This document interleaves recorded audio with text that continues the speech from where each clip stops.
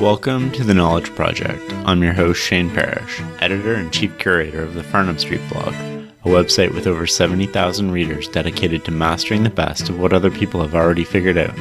The Knowledge Project allows me to interview amazing people from around the world to deconstruct why they're good at what they do. It's more conversation than prescription. On this episode, I have Venkatesh Rao. He's a writer, independent researcher, and consultant. He's the founder of the blog Ribbonfarm, the technology analysis site Breaking Smart, and the author of a book on decision-making called Tempo. We talk about a host of fascinating subjects, including the 3 types of decision makers, mental models, the implications of the free agent economy, and how to process information. I hope you enjoy the conversation as much as I did.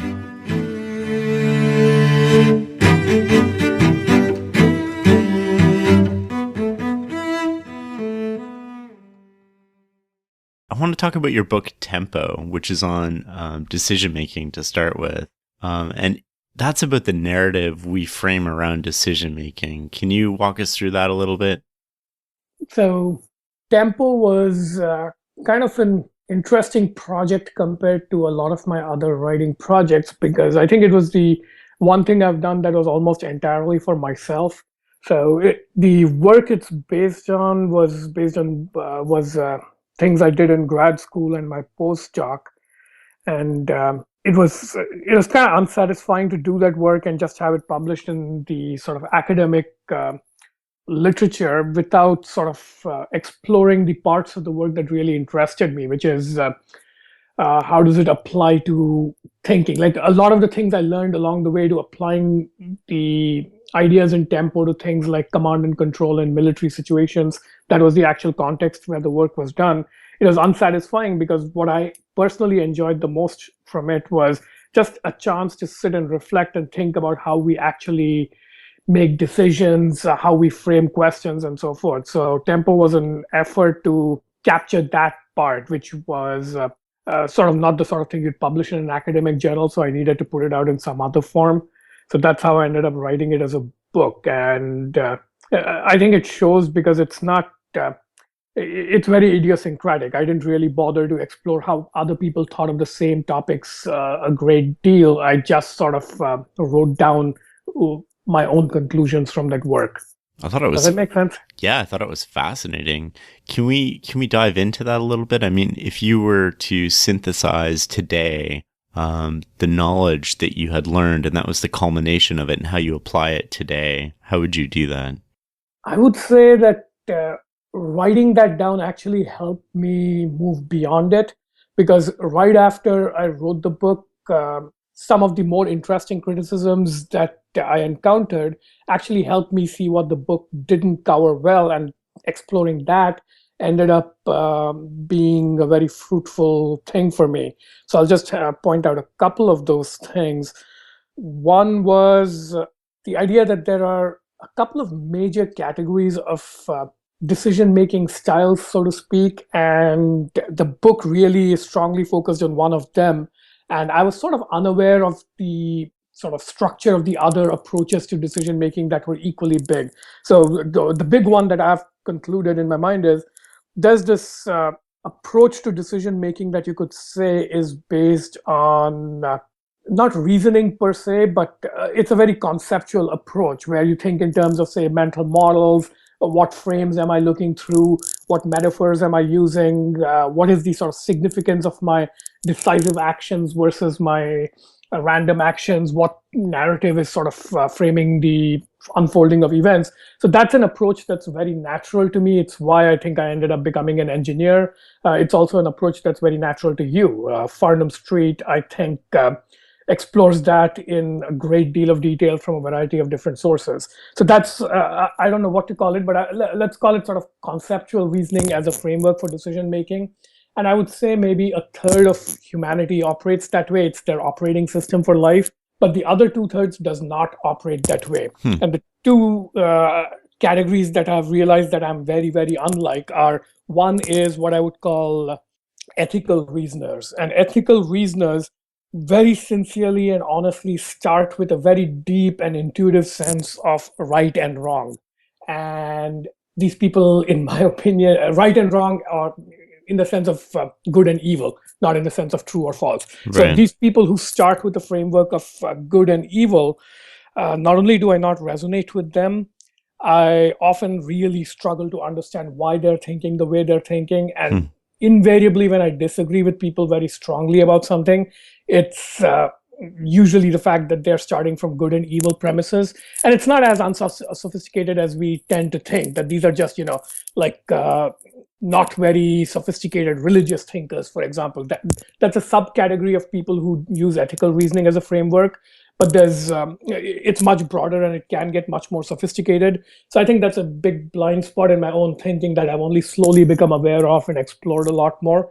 And the other, which I would say is the second third of the category of people I don't truly get, is people whose entire decision making process and framing is based not on something that goes on in their own heads, but in the sort of collective consciousness of the group they belong to. So these are what a friend of mine, Greg Rader, he phrased as affiliational thinkers, people for whom every decision basically boils down to which group do I want to be like, which group do I want to belong to. And they do that by saying, all right, let's take a issue like abortion, or is Trump good for being president? And I'm not going to process that through examination of the issue itself, but which group can I belong to that their views on the topic are comfortable for me to be socially. Does that make sense? It's your social skin. That's your Totally. first consideration. So those are my three big buckets of types of human decision making. And you and I think, represent the first kind, which is explored quite a lot in Tempo and your blog. The second is these people who start with good and evil, who I understand a little bit now, a little better 4 years down the line. And the third is affiliational thinkers or tribal thinkers, whatever you want to call them. These are the people I understand the least, because in a way, understanding these people individually is the wrong thing to even attempt. You have to understand sort of how their groups or tribes think, and think of these individuals only in terms of which tribes they choose to join. So that's the only decision that ever matters in their life, which is which tribe should I join. Every other decision or thought process they go through is really somewhere in the collective consciousness. Do you think those tribe decisions are based on the particular decision that you're making, or are they based on the tribe writ large? So am I gravitating towards a tribe on particular issues, or is it that I want to be like that tribe in all issues? I think it's the latter, because if you're talking about being like the tribe on particular issues, you're way too individualistic. You're making decisions based on the merits of a particular case. Like, you might say that on capital punishment, I'm with liberals and I'm against it. I'm referring to a US context, of course, here. Mm-hmm. So you might say on capital punishment, I've thought through the issues and I'm against it. Therefore, I'm with the Democrats. But on gun control, I've thought through it and I'm with the Republicans on that. That's too much thinking. It shows that you're not a tribal thinker. For a tribal thinker, it would be, who do I want to be with as sort of the operating system of my life? Who do I want to have barbecues with? Who do I want to hang out with? Who do I want sort of as my friends in my bowling league? That sort of issue. It's not explicit. They don't sit through and say, all right, these are the 50 activities and habits that define my life, therefore I'm going to pick the optimal tribe to join. No, it's not like that. It's more a process of emotional resonance. And after that, you basically are partisan in a predictable way on all issues. And to people who are more individualistic and discriminating thinkers, this seems kind of stupid. It's like, how could you possibly take this huge set of like 50 different issues with very different contexts and considerations, and basically agree with one tribe on all 50 of those issues? But if you look at just how tribal reasoning works, it is possible, and that's kind of how it does in fact work. And I would say that this is my total I know nothing kind of guess that each group is a third, a third, a third. It could be that tribal thinkers are actually much more numerous than the other two kinds. And do you think that, I mean, between the framing of those, I mean, it leads us to the obvious conclusion that the first one is better, not putting it in a good versus evil context. Do you think people approach the good versus evil in terms of, I'm the hero and I'm trying to right this evil? Or do you think it's more nuanced than that? Well, first I would resist the temptation to conclude that the first approach to thinking and decision making is the best. It's the one most suited to certain personalities, certainly, and in certain situations, it makes for like much higher probability of survival and success and thriving, right? Like in, say, the American context, because of whatever the social operating system for the country at large is, whether for better or worse, Americans tend to believe in individualism, the myth of individualism, even though Americans are not super individualistic. But if you believe in the myth of individualism, the first approach to decision making, where you kind of maintain this fiction of processing everything on your own and staying away from tribal pandering and so forth, that tends to work very well. Whereas if you go over to like strongly traditional Asian cultures, the reverse might be true, where everything is framed with respect to the context of the social environment, and that might be a much better survival strategy if you want to actually succeed in that environment. So I'd say whether or not one is better than the other is a question of context and what you mean by better. But to your other question of good and evil types, I don't know. I've been thinking about it for quite a while yet, and at a philosophical and a practical and a reasoning kind of level and an epistemological level of are they actually exploring the truth about the way the world works, I think they're kind of full of shit on all those fronts. But there's something hardwired deep in human nature that seems to work very well with good versus evil reasoning frames. And I think here's my hypothesis on why that is the case. Why is it that this is buried so deep in our firmware? If you think about most species of animals, their survival concerns all have to do with their material environment, which is, can I get enough water? Can I get food? Can I hunt my prey, right? Mm-hmm. Whereas humans, a great deal of their survival depends on other humans. It's how do I get along with the group? Does the leader of the troop of monkeys like me or not? What will happen to me in a tropical environment if I'm kicked out of the monkey troop versus a temperate environment versus an Arctic environment, right?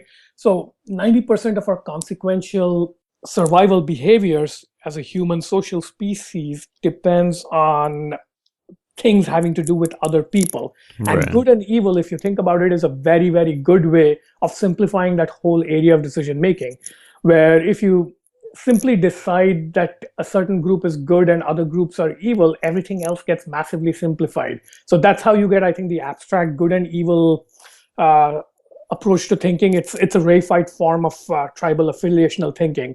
So if you want to stack them in sort of evolutionary primacy order, I think tribal affiliational is the sort of most ancient of our decision-making frameworks. The good and evil framework is slightly more recent in evolutionary history because you need a certain capacity for abstract thought before you can frame good and evil as categories. And then the kind that you and I try to promote in our writing and thinking is the most recent of all. It might be, I don't know, no more than 500 years old. I was just thinking that they were almost inverse from the way that you had mentioned them from an evolutionary perspective. And the two and three, so the good versus evil and the tribal tend to blend, right? Yeah. More so than the other one. It was mental models that first drove me to your book. I mean, one of my friends read it and they pointed out that you were talking about mental models in your book. And at the time, and I mean, to a large extent today, so few people are talking about that.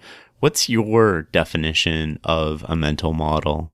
Well, I have a sort of technically inspired definition in the book, as you may recall. So I used something called the belief, desire, intention model of Michael Brockman, who's a philosopher at Stanford. And it's been the basis of a lot of artificial intelligence research. So that's one sort of effective way to get at defining what a mental model is. It's a set of beliefs, desires, and intentions. But I think that sort of definition is useful for certain narrow technical needs. UI people have similar sort of technical definitions.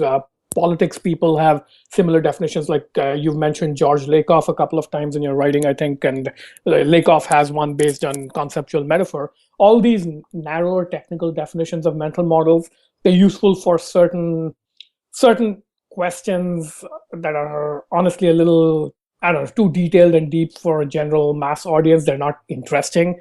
So for a mass audience, I would say the best definition of a mental model is a world in the sense of science fiction or fantasy, right? So you've got, say, a universe like the Harry Potter universe or the Lord of the Ring universe. And so there's the world, and then there's the story that's told in the world. And look at the way the most popular science fiction and fantasy is written. You're told the story, but through learning the story, you also learn about the world. Hmm. And stories differ in their ability to do that elegantly.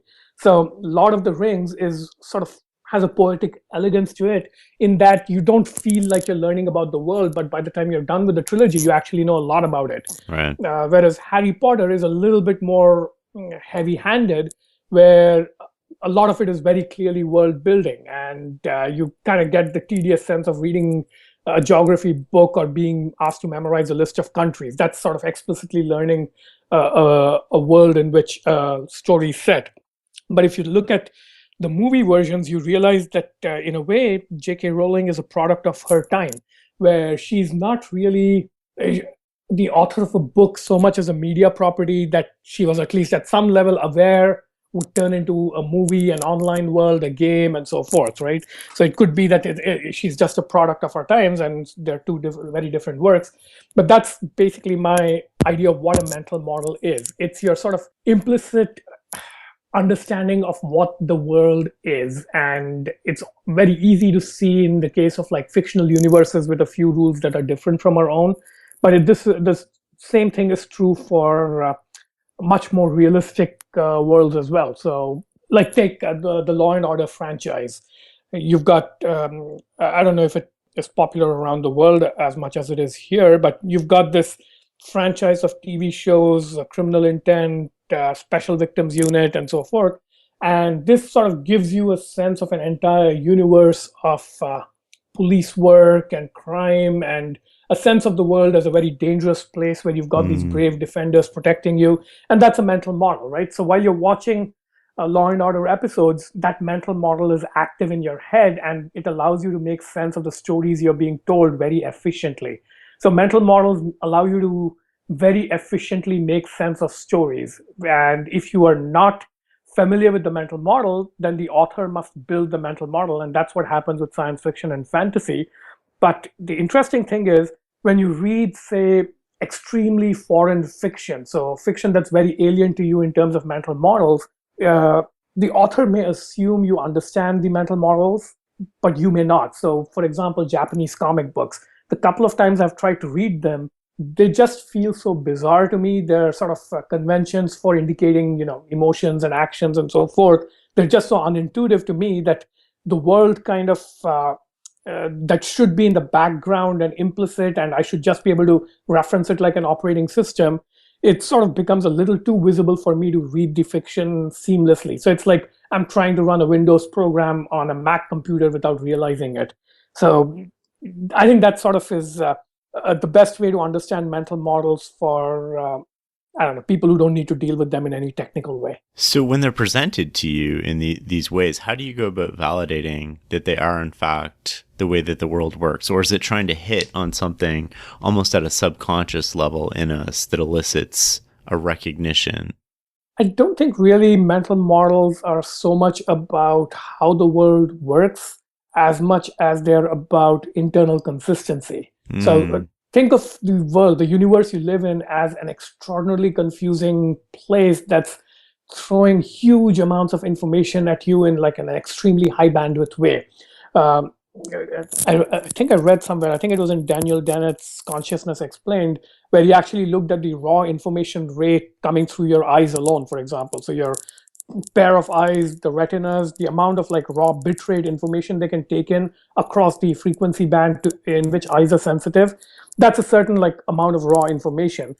And it turns out if we actually had to process that amount of raw information, it would make our heads explode basically. So there isn't enough processing power in the brain to handle that input raw. So our brain is basically layers and layers of processing that throw out most of it and map it to a sort of toy universe inside our heads.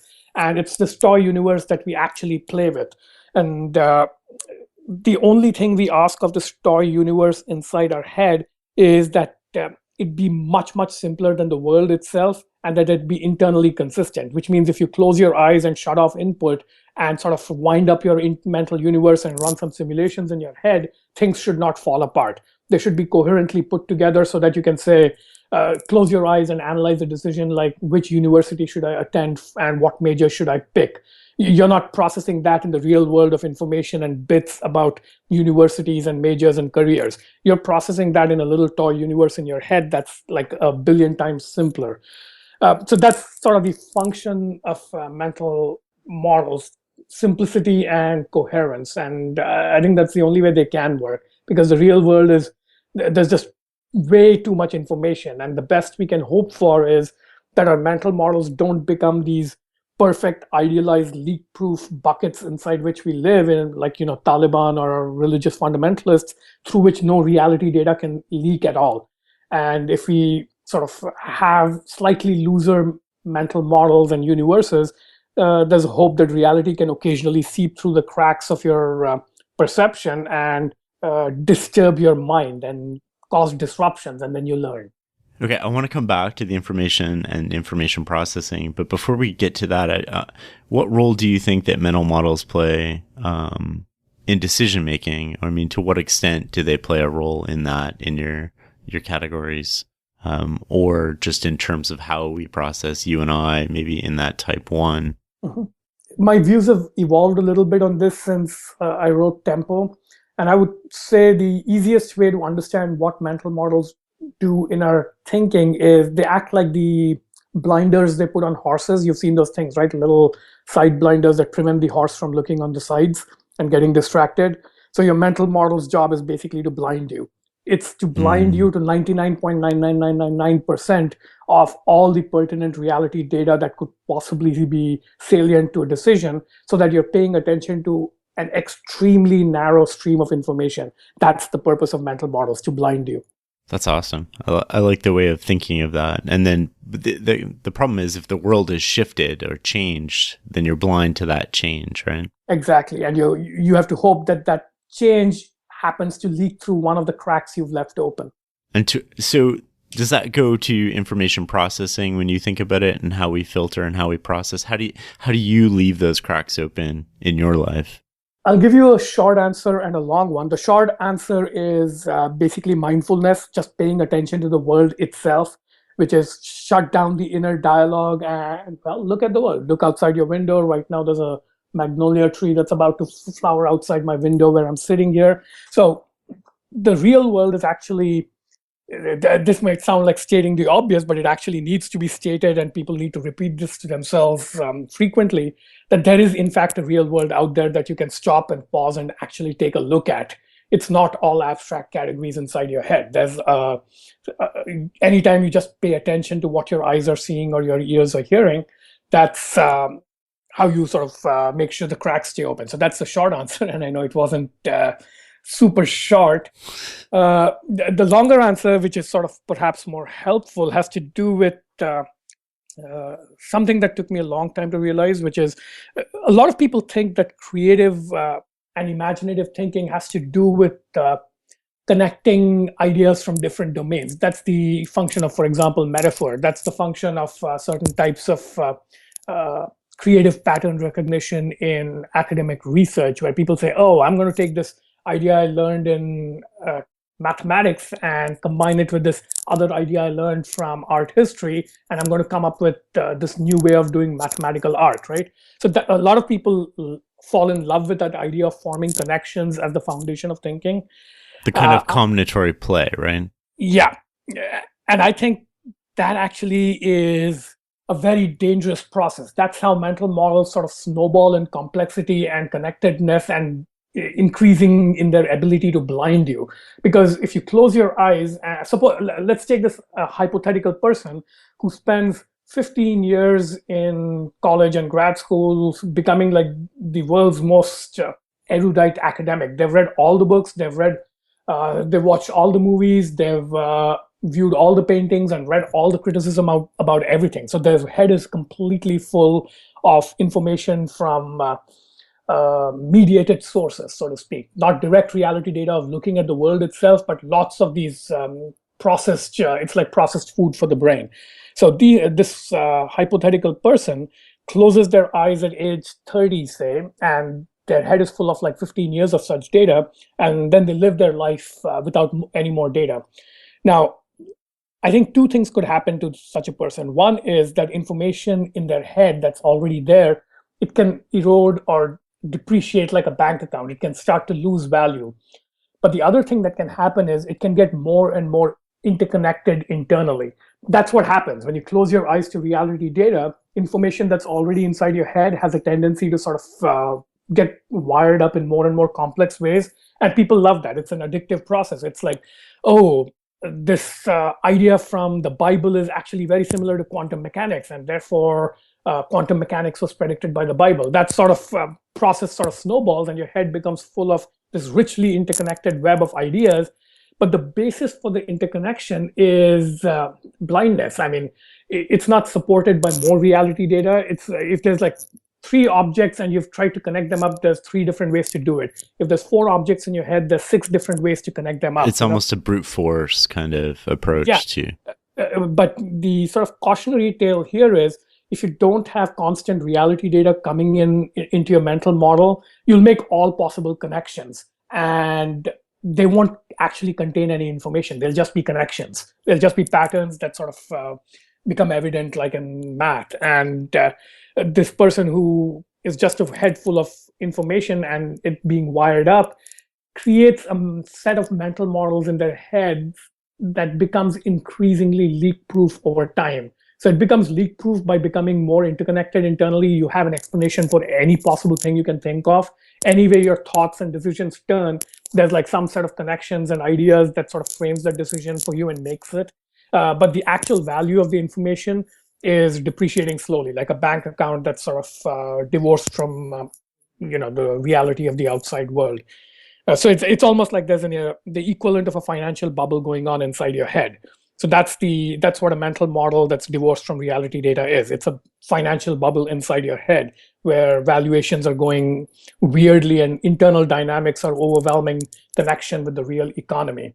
So would you say to some extent that the knowledge in your head, there's almost a Red Queen effect going on where you have to do something to maintain and constantly update just to stay in the same relative position? That's a very good analogy, yes. So I think it's probably a sign of a very healthy mental process if you are able to create and sustain a Red Queen's arms race between sort of your mindful engagement of external reality data and sort of your eyes shut process of like making your mental models more coherent and useful in terms of simulations and seeing ahead. You actually mentioned something like this in one of your recent posts, the 2x2 of engaged versus thinking and Right. good versus bad. This is roughly that distinction and how to keep that process in balance, because you let one overwhelm the other, it gets really unhealthy. And the kind of decision making that you and I seem to enjoy has a bias. It tends to preferentially sort of create momentum and inertia in the internal part, the thinking part, and not so much in the engagement part. And there's other kinds of people with the opposite bias where their engagement is overwhelmingly strong and their internal processes aren't keeping up. So their arms race is imbalanced in a different way. What's your process for reading? Do you have a process? Do you like walk me through this? You connect so many things.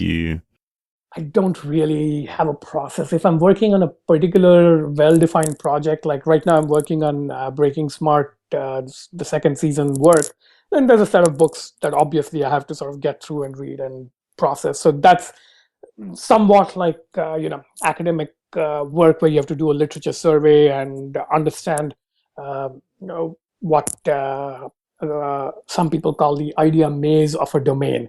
This is a phrase in the startup world that was coined by Balaji Srinivasan. It's the idea that you need to understand the map of the area you're exploring. So that kind of reading is relatively well defined, where you have a goal you want to get to and you have a rough idea of the path, but you have to go about assembling a map so that you can actually navigate your way there.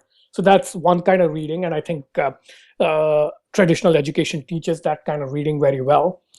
The other kind is probably, I don't know, 80% of my reading, which is honestly pretty much completely random. I follow trails on Twitter, on Facebook. People send me stuff. I spot things on Amazon, and I don't read as much as I used to. My sort of stamina for that is going down.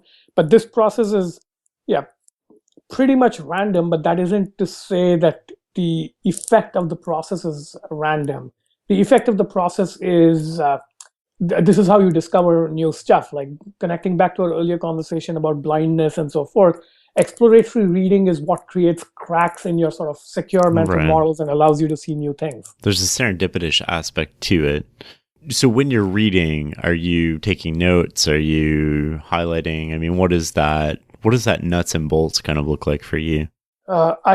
So in the first kind of reading where I'm reading towards a very deliberate end, I might take notes, or more recently, it's take pictures of a particular paragraph with my phone because I might quote that bit later and so forth. So that's for, again, it's a more academic citation focused way of reading. But the rest of the time, the random part, which I think is more crucial to my way of thinking, that I don't attempt to control it in any way. There's no meta process at all. I just read. And there's a reason for this, because if there's an actual idea that needs to pop into consciousness in a serendipitous way, as you point out, you can't force it. And if you try to sort of, I don't know, encourage it in sort of structured ways where you say, oh, I spot this one idea in this one book and it looks interesting, therefore I'm going to clip it and put it in my Evernote file, and if something else comes along, I'll connect it and so forth. That sort of kills the golden goose of serendipity. Where, on the other hand, if you just read and sort of trust the universe that you're exploring to surface the connections that are interesting, that happens a lot more naturally. And the really high value insights and connections that you can spot, they only happen if you don't try to have too much of a meta process. But you also have to filter quickly and rapidly in that world, do you not? Not so much. I mean, so long as I'm being entertained, I don't ask for productivity or like a certain rate of insight.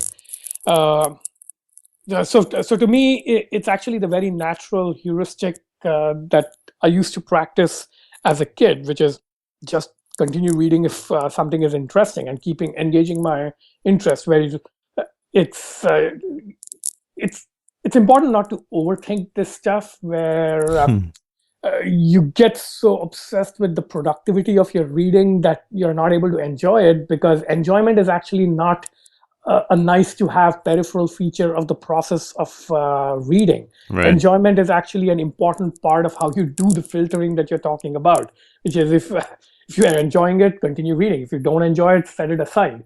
And that's your brain's natural heuristic, and it does a very good job, actually. So there's not that much of a reason as you might think to add more filtering criteria. Now, sometimes there is, because you can get into this addictive trap where your enjoyment filters are basically some sort of mind candy filters, and you sort of filter out anything that's threatening or upsetting to you. Now, if you notice such a bias, then you kind of have to, I don't know, rewire your habits so that you have develop a tolerance or appreciation for a kind of content that used to upset you. Like, say, I don't know, let's go take this back to being a kid, and maybe you like adventure stories a lot, but horror stories or romance stories upset you or embarrass you or something. And you have to sort of become aware of that emotional reaction, start to manage it, and learn how to enjoy that new kind of content. So it's like, I would reframe the problem of filtering information as learning how to enjoy information. I like that. To what extent is your reading physical versus digital, and say books versus articles? It's increasingly digital and increasingly articles over books, because books are now a very big investment. And yeah, I have to really either enjoy it a lot or have it be very much on the critical path of a project I'm involved in for me to finish a book these days. So let's talk about Breaking Smart Season 1. Do you want to maybe just give us a brief introduction to that? And Yeah, that was an interesting writing project because it's not like the kind of writing that put me on the blogosphere map. So Ribbon Farm is very much sort of my exploratory laboratory of thinking, where I basically do my own thing. And Breaking Smart was much more of, all right, here's a universe of ideas that certain people in Silicon Valley understand extremely well, and other people outside it see as like this alien idea space that's a new way of living in the world that I don't understand at all. So there's this sort of the intellectual equivalent of a digital divide. And so it was a very deliberate, focused process of, all right, can I explain fairly clearly to smart people what it means that software is eating the world? And working with Andreessen Horowitz for a year sort of gave me an opportunity to spend a lot of time interacting with native thinkers in that world, people whose everyday work involves basically software eating the world and what to do about it, how to take advantage of it, how to do startups in that world, how to invest in that world. So it was very interesting. It was kind of like embedded anthropology. And I don't consider myself part of that world. I don't know what world I'm part of, but I'm not part of that one directly. So it was kind of a very interesting spectator experience for me. And I tried to capture that, and that's where those essays came from. And it's been interesting because they're much more accessible than most of my regular writing, and a very different kind of audience has responded, and in a very different way than I'm used to. so you spent a year doing that in partnership with A16Z. What do you think that has changed, or what are you taking with you after this year, other than, I mean, the notoriety that it's drawn to your thinking and the workshops that you're doing, but what is it that's changed your approach from what you've learned? Mm, that's a difficult question. It's really hard to see change in yourself until it's like 10 years down the line, and then you think back and say, hey, that was a turning point and I radically changed my personality. Like sometimes there's like cues that say that your personality has changed suddenly and radically. Other times it's like, the parable of the frog being boiled and not realizing it. So Yeah, it's Galilean relativity 101, right? yeah, I think it's more the second case. I'm being immersed in the thought space for a year and then writing about it carefully for about 4 months, and then spending another 8 months doing workshops and explaining those ideas to people. It's a very gradual process. There's no sudden moment where you say, oh, I used to be this other kind of guy, now I'm this kind of startup culture evangelist guy. It's not that overnight kind of transition. It's more like a lot of ideas that might have been fringe for you suddenly becoming more and more normalized. So for example, I would say one obvious effect that this work and project has had on me is it's made me a little bit more libertarian than I used to be. So previously, I would say politically, I was pretty nonpartisan. I would have described myself in 2013 as, say, a business conservative, where my economic and business thinking was mainly conservative, social thinking was liberal, and libertarianism was this sort of little bit of a fringe of nuts that I used to laugh at, especially the Ayn Rand fringe of it. But through this year and a half, I've kind of learned to separate the interesting aspects of the growing world of libertarianism from the what I think of as the loony fringe of libertarianism, which I associate honestly with Ayn Rand. So that's one explicit sort of slow shift in my own thinking that I've been able to detect. But other stuff, yeah, I guess it'll become more visible as the years go by. I mean, I'm only now beginning to understand transitions that I went through when I was 25 or 15. So I'm used to it taking a really long time for me to make sense of myself. So with season 2, what are you trying to do with Breaking Smart? I'm going to be looking at the future of organizations, which it's a topic that's been really interesting to me for almost 10 years now, and since the beginning of my blogging on Ribbonfarm. In fact, what put me on the map as a blogger was the Gervais Principle series, which I started in 2009 and finished, I think, in 2013. So a 6-part series that's now an ebook. And that was all about organizational psychology and how organizations really work. So that's one element of the, I don't know, the thread that I want to develop in more careful and complete ways.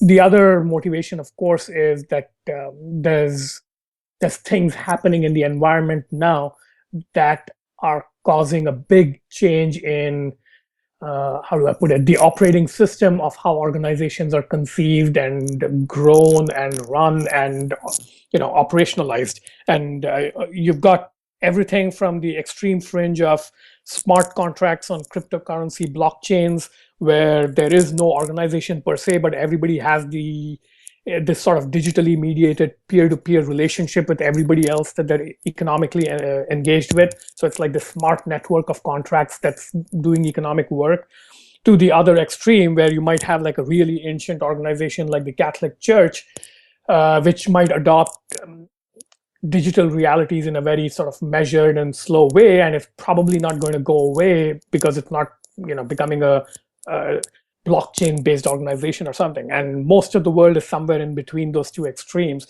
And it would be, I think, fascinating to really sit back and think about, all right, what's happening to organizations because of the impact of digital technologies on the one hand, and because of just a growing understanding of what organizations are and how they work on the other, where we've had now a couple of centuries of experience running corporate entities and various sorts of modern organizations. And we have like 30 to 50 years of management science that has given us a lot of insight into how organizations work. Can we put that together and sort of paint a portrait of the world of organizations that's emerging now? So that's kind of my big theme. So what effect do you think, broadly speaking, of course, will technology have on the way that we run organizations, the way that we manage people, the way that we interact with colleagues, employees? So I haven't yet, I'm just getting started on framing my hypotheses and ideas here. So let me give you the starter frame and where I'm hoping to go from there. So my starting frame is this idea from Alfred Chandler in the 1960s called structure follows strategy. You may have heard that phrase. Yeah, we talked about that in my MBA. Oh, okay. So he's written a couple of books, Structure and Strategy, The Visible Hand, and so forth. And at the beginning of, I think, Structure and Strategy, there's a list of hypotheses he lists about the new kind of organizations that were emerging in his time. So remember, when Chandler wrote his works, it was the robber baron corporations of the 1880s and 1890s had become established big companies and had created a whole way of life around them. Populations had moved from the agrarian hinterland to the evolving new cities. A second generation of companies had come up. And Chandler made a whole bunch of observations. I think there was a list of about 10 or 12 hypotheses in chapter 1 about the nature of this new kind of organization that had emerged. And among them, for example, was the idea that middle managers of other managers who were not CEOs or senior leaders, were the defining feature of the new kind of organization that had emerged by the 50s and 60s. And the culture of modernity, the structure of cities, the structure of education, everything could be sort of inferred from the single fact of the rise of the middle manager, professional, large organization.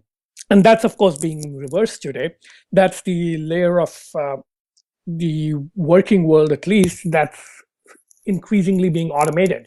We no longer go through like 4 layers of approvals to get like a travel expense form reimbursed. We go to a piece of software, enter some details, maybe one person takes a look at it and clicks OK, and then you get your reimbursement in your next paycheck, right? So that entire population that was the sort of anchor element of an entire way of life that persisted for 40, 50 years, that's slowly shrinking and disappearing, and with it, the middle class and so forth. So my hypothesis is that not all of Chandler's sort of hypotheses about the 1950s era are being slowly flipped one by one, and we've seen that for the last 20, 30 years. But perhaps the biggest flip is that the defining archetype of the new world of organizations is no longer the middle manager, but in fact the free agent. So people like you and me, the people who don't actually live in organizations at all, but live in the ecosystems of organizations or as intermediaries between organizations. So it's like in the 1950s, 90% of, I think it was about, almost 90% at that point, of humanity lived a paycheck lifestyle. And this was the end of like a 200-year historical process that I've written about. Like in 1780, there were less than 20% of the American workforce was paycheck employees. And by 1980, it was close to 80 to 90%. So that was a very long, 2-century long trajectory of increasing paycheck employment. And if you flip that around, you see that what it means is the number of free agents, the number of people living in the interstices of the economy slowly shrank in the developed world. Now that process is being sort of inverted. And now I would say, depending on whose estimates you believe, it's somewhere between 30 to 40%. And of course, some very naive ways of counting lead to the conclusion that it's no more than 5 or 10%, which I think is bullshit. So the number I tend to believe is somewhere between 30 to 40%. Appropriately defined are free agents, and these people may not work inside organizations because these people are sort of this new emerging growing class, just like middle managers were in the 1950s. What they do, the patterns of life they choose, where they choose to work and live, how they choose to educate themselves, how long they stay in projects, their work styles, like remote working, working from home, balancing multiple gigs at once, all these patterns of life that they're sort of improvising and establishing right now, whether it's lifestyle design sitting in Bali and doing internet marketing for a big Fortune 500 company here, or somebody like me whose main way of working is writing blogs and getting consulting gigs. We are not the sort of inner core of companies, but we kind of define the economy now. And I think that's a huge sort of framing idea that's emerged in the last 15, 20 years. And it's interesting for one reason, which is if you look at the structure of modern tech companies, like Facebook and Google, their market cap is huge relative to their headcount. So one useful metric for thinking about this is divide the market capitalization by the number of employees. And it's for the fastest growing unicorns and young companies, it's very, very high. So you might have like a $1 billion company with just 200 employees and so forth. So it's clear that these people, well, they're very talented, very successful people who are going to get very powerful and rich because they're doing the few remaining valuable long-term jobs that remain in the economy. But for the rest of us who don't have, say, ninja level coding skills, where we can be one of the privileged few to be in one of these companies as a core employee inside, the question is, what does it mean to survive in the ecosystems created by such companies? What does it mean to be a citizen of, say, the Amazon ecosystem or the Google ecosystem, or an app developer for Apple, or a driver for Lyft or Uber? These people are kind of defining the structure of the world at the moment. And we don't normally think of this part of society as even the raw material of organizations. These are by definition the people who are not in organizations. Right. But I think actually they're the ones who are going to define the organizational landscape of the future. And how do you think we're going to manage that? I mean, one of the key things that I keep hearing over and over again, which I don't have an opinion on, or a well-formed one anyway, is like matrix management. And how do you think the structure of management plays? And what do you think about matrix management? Oh, matrix management is a very old idea, actually. It's at least as old as, I would say, in early 80s is when it became popular. So with the first wave of deregulation and the creation of a lot of outsourced and subcontracting kind of economy in the manufacturing sector, so the Reagan-Thatcher era, matrix management came about when people realized that you needed a line management axis, which was traditional companies, along with a project management axis, because so many needs were transient. So that is a very old idea. And that's, I would say, actually the incumbent traditional management now. That's not the new stuff. Matrix management is the default in the old economy right now. That's how projects get managed.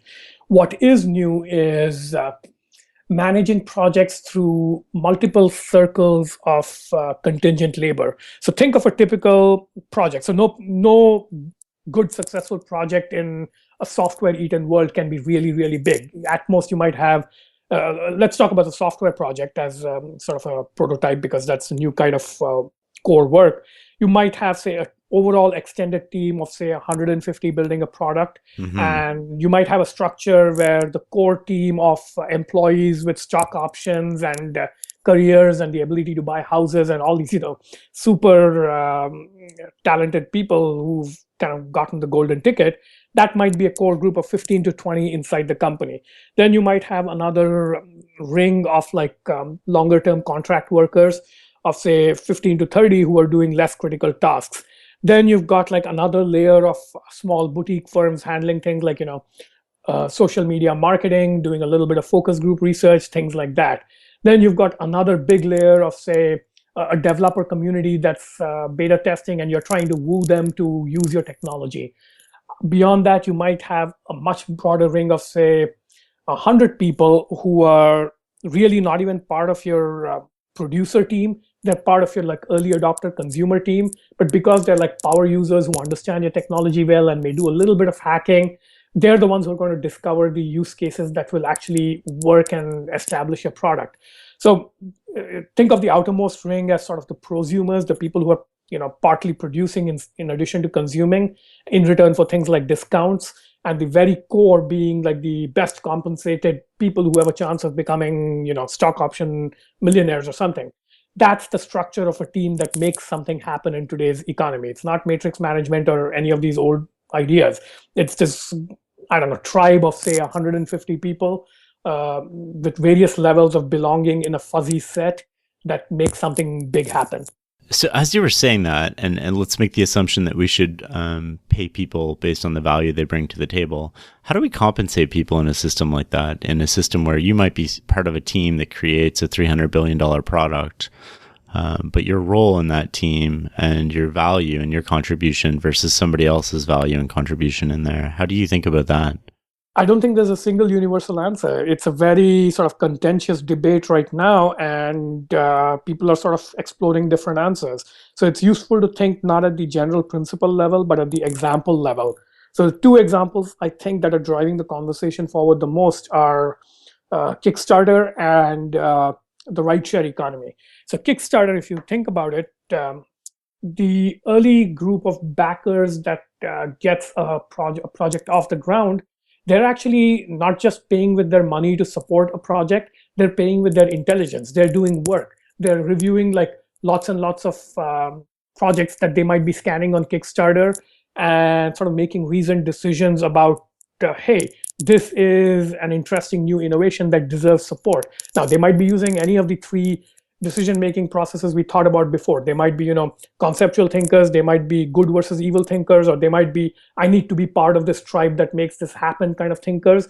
Whatever their approach, they're contributing, intelligence in the form of information in addition to money. And this group typically gets compensated with a bunch of like, I don't know, gift economy type artifacts. You might get a t-shirt, you might get a shout out on Twitter, you might get like an early advance instance of whatever it is that's being produced. Like if it's a book or a little manufactured widget, you might be one of the first to get one of those things. So that's the way compensation works in that particular example. And of course, it leaves a lot of people very unhappy because they want more compensation for what they see as more valuable input. Mm-hmm. And that's one of the reasons we have this legislative process right now that's about opening up crowdfunding to equity ownership. So very soon we might see in very limited and regulated ways the ability of crowdfunding backers to own equity in the things they back early on. So that's one example of how people might get compensated. Another is Uber. So there's a dull conversation about Uber and an interesting conversation. The dull conversation is simply traditional 1920s labor thinking of, oh, these people are simply not being paid enough, and effectively they might be even being paid less than minimum wage if you like account for their hours properly, and they have a precarious income, they need a safety net. I think that's an uninteresting conversation that will go nowhere. It's applying 1920s lenses to 2015. But the interesting conversation is these people are actually participating in innovation where obviously what everybody's seeing coming down the road is automation, driverless cars, and how are these driverless cars being trained? Well, all the data that's coming from thousands of rides being taken by people and drivers navigating different route, it's having two effects. So when an Uber driver picks a passenger from point A and drops him off at point B, that passenger gets a ride and the driver gets paid some money. But the data that's generated that goes and Hmm. feeds machine learning algorithms that improve everything from our understanding of safety to navigation to following traffic rules. That stuff is really them contributing to the R&D of the next generation of product, in which they Right. have no producer role at all. They won't be They're able to make almost unknowingly sowing the seeds of their own destruction. exactly. Yeah. So one sort of interesting argument I've heard is these people are the equivalent of laboratory researchers and they should be paid for their research function as well. And this sort of ties into the larger argument that anybody who's involved in producing large amounts of data that go into these big platform type industries, they really should be compensated for the value of the intelligence they're pouring into the platform.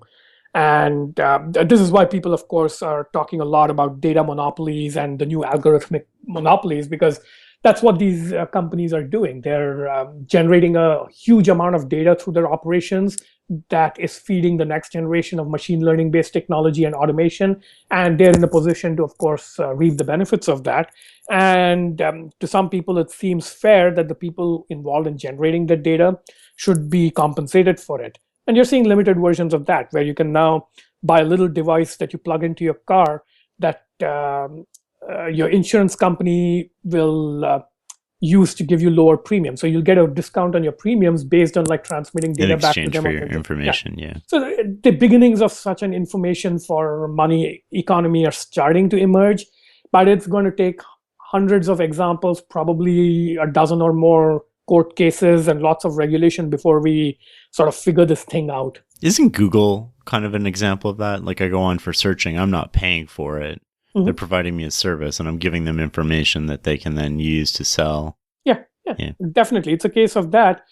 The thing that trips people up about this conversation is there are too many zeros in the equation, where you are getting information that would, in terms of like substitute products, would cost you thousands of dollars if you had to do it through a traditional network of paper libraries, right?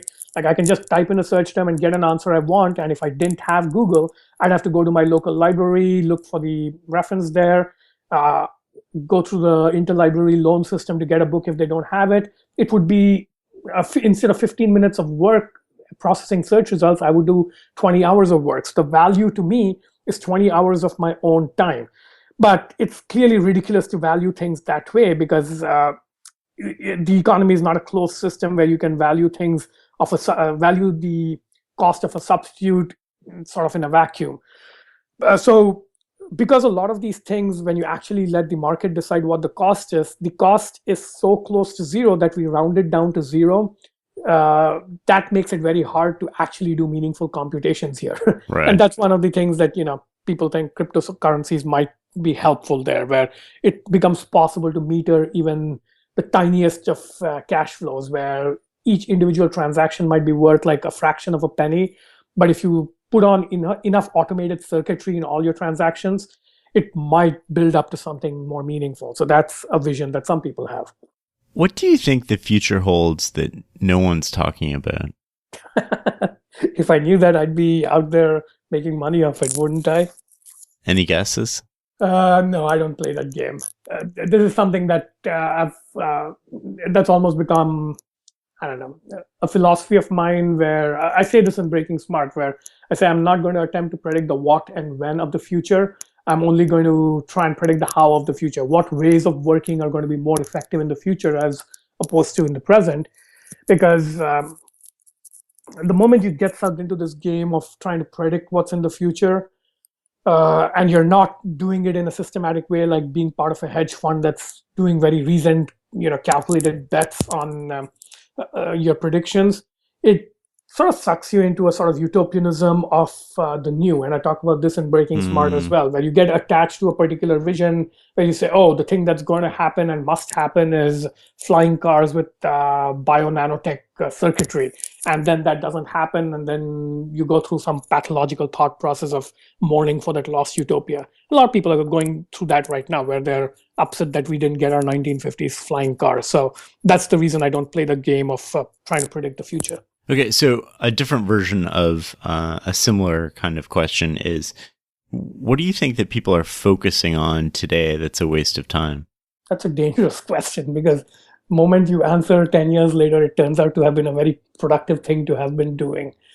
Uh, what are they wasting time on? Honestly, I don't know. Okay, That's a no tough problem. one. Yeah, that's a tough one. What book would you say has had the greatest influence on your life? That's another game I don't play, I think. Okay. It's, yeah, If you had to pick a few, like what would you say? well, I have a page on my blog. It's ribbonfarm.com/now reading, so now dash reading, where I maintain kind of an active radar of things in my pipeline, so to speak. And I do have a list there of top books, and they're top in the sense that I reference them a lot. They're like foundational mental models. So Lakoff is one of the metaphors we live by.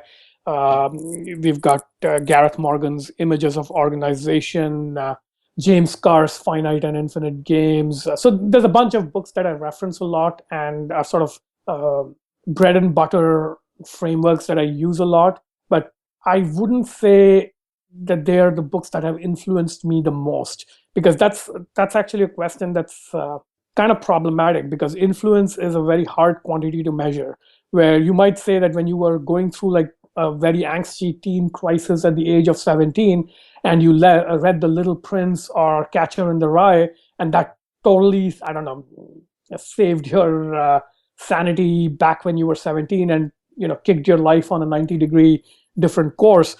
That's very influential. It might have steered your life that way. Whereas another book might be this sort of little trickle of a drop at a time seeping into your brain because you reread it every 3 years, like say Lord of the Rings.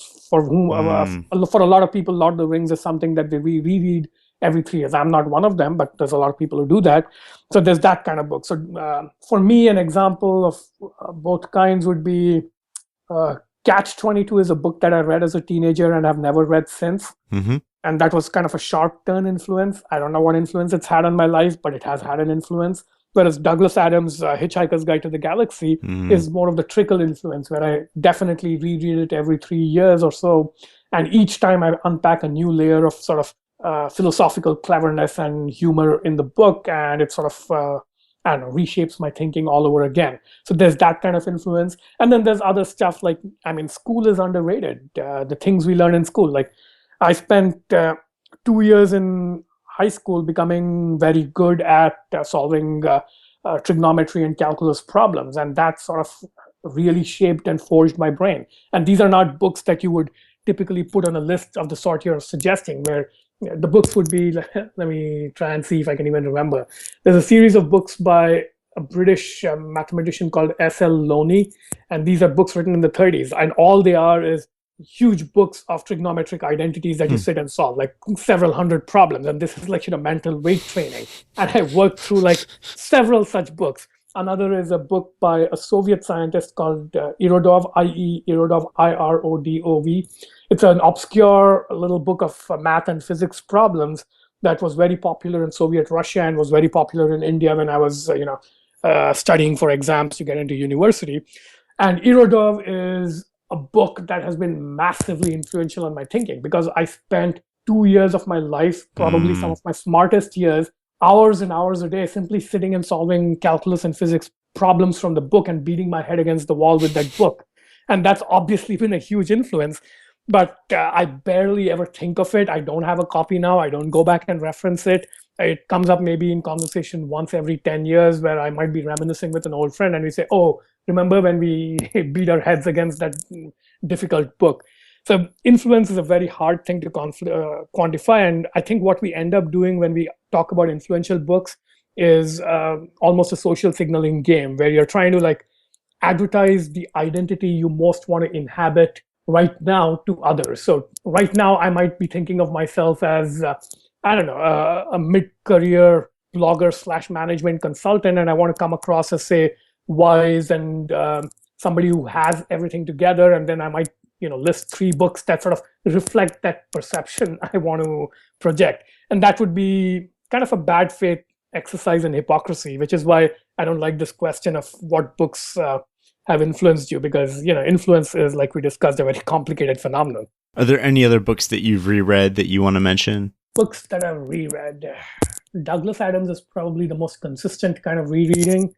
Oddly enough, TV has had a very weird effect on my rereading. Like Agatha Christie, I love her mystery novels, and I used to reread at least a handful of them every few years. But once we got streaming Netflix and all the television versions of the Poirot mysteries have been available, I just rewatch them instead. Yeah. Thanks so much, Venkatesh. This has been great fun. I really appreciate you taking the time. The conversation was amazing. Yeah, it was a lot of fun to be here. Thanks, Shane. Thank you. Hey guys, this is Shane again. Just a few more things before we wrap up.